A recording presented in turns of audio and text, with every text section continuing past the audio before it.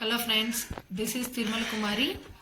Now I want to explain about the essentials of a valid contract. This is very important topic for BCom students and then BBA students.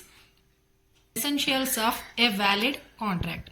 First of all, definition of a contract. According to section 2 subsection H of the Indian Contract Act 1872, an agreement which is enforceable by law is called as a contract. Here in this agreement, two words is there. One is the agreement, second one is the enforceable. Here agreement means for formation of any of the agreement, two parties is compulsory.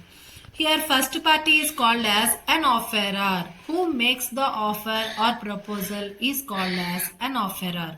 And the second party is offeree. To whom the offer is made is called as an offeree. For example, X wants to sell his car for rupees 1 lakh to Y. Here material facts are the car and then 1 lakh. But here X wants to offer this to the offeree Y. So here X makes the proposal. So X is called as an offerer. Makes the offer to Y. So that's what here Y is called as an offeree in this example. So then the second word, the first word is that, and then second word is enforceability. Enforceability is nothing but acceptance by law. When the concept of that or purpose of an agreement is lawful, then only court can enforce that. Court can accept that. So that is called as an enforceability. So here the definition is an agreement which is enforceable by law, that is to be treated as a contract. Here when one contract follows all the essentials of section 10. Here we have 10 essentials according to section 10.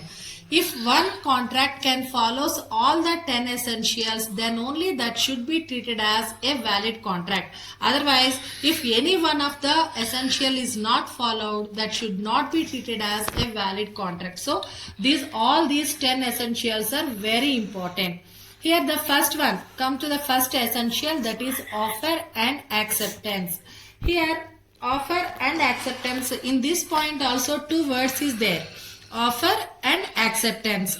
Offer always be definite and clear. There is no confusions in the terms of the offer.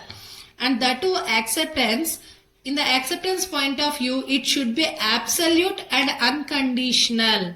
So there is no conditions in the part of acceptance. That too, offer plus acceptance both are lawful in nature. So then that is the first essential. For formation of these two parties is compulsory. Already we know that first party is the offerer, second party is the offeree. Here offer always be definite and clear. Acceptance always be absolute and unconditional. Now come to the second essential, that is intention to create legal relationship.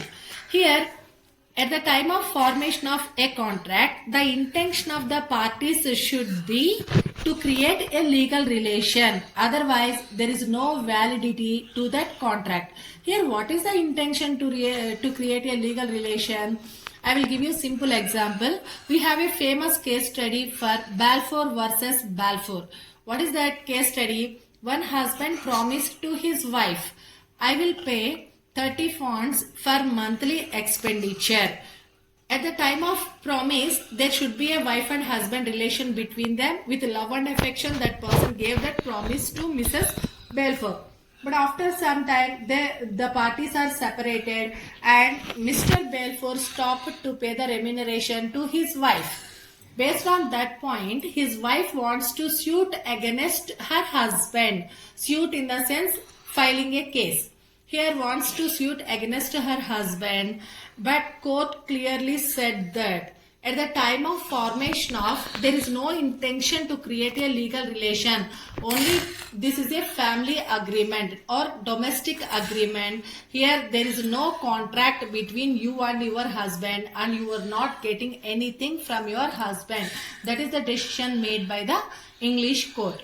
So means at the time of formation, there should be, intention should be to create a legal relationship between the parties. So that's what here.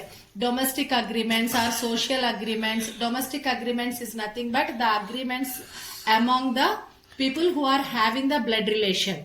And social agreements is nothing but the agreements among the neighbors, friends, or family friends, or whatever it is treated as an social agreement. Social contracts, social agreements, or domestic agreements cannot be treated as a contract because the intention itself is not at all to create a legal relationship. So this is the case study based on this point. Now come to the third essential, that is lawful consideration. Here third essential, that is lawful consideration. Here considering, in the simple words, consideration is nothing but something in return.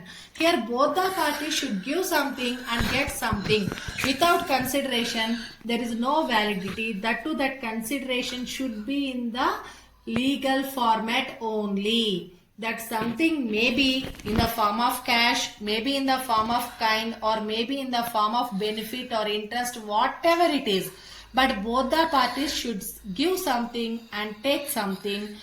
Here one party has the consideration and other party haven't any consideration, that cannot be treated as a valid contract.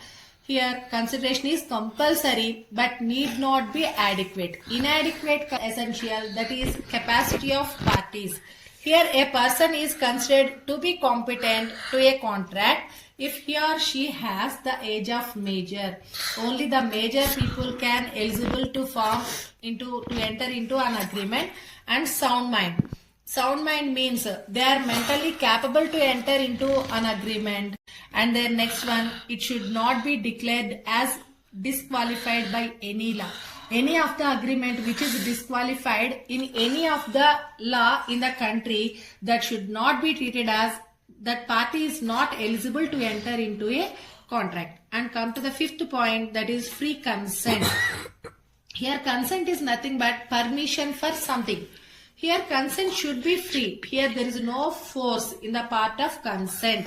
Here the consent is not free when it is induced by coercion. Coercion is nothing but force.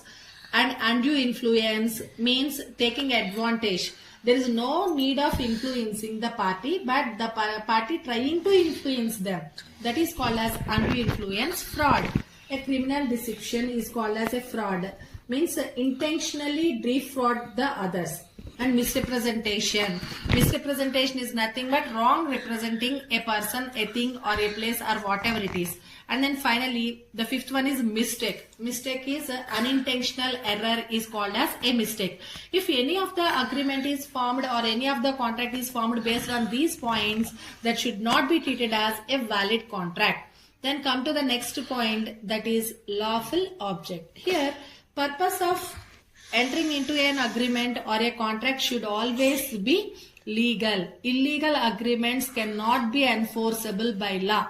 Then certainty. Next point is the certainty. The terms and conditions of the offer should be certain and definite. Here there is no confusions. Now come to the next one, that is possibility of performance. There should be a possibility of performance of both the parties. Impossible things or content is there in any of the agreement or any of the contract, that should not be treated as a valid contract. So the examples are, I will give life to your dead wife. That is an impossible thing. No one has the power for that. And I will bring some stars for you. That is also not possible to perform. So these things are not yet valid. When there is a impossibility is there in any of the contract, that should be not to be treated as a valid contract. Now come to the ninth point, that is not expressly declared void. An agreement should not be declared directly void by any law in the country. For example, any of the agreements is void by any of the law, those are not at all acceptable in the eyes of law. So that's what here. And then finally, the 10th essential is legal formalities. Here legal formalities. A contract can either be oral or in the written form, but some of the circumstances, some of the agreements, that should be in the written format, and then registration is also compulsory. For example, in the case of will and some of the and the registrations and properties registration, transfer of the properties. So these are the legal formalities. Thank you students. Now subscribe this channel and watch this video. Subscribe this, and if you like this, can like this video and then share this video. Thank you so much.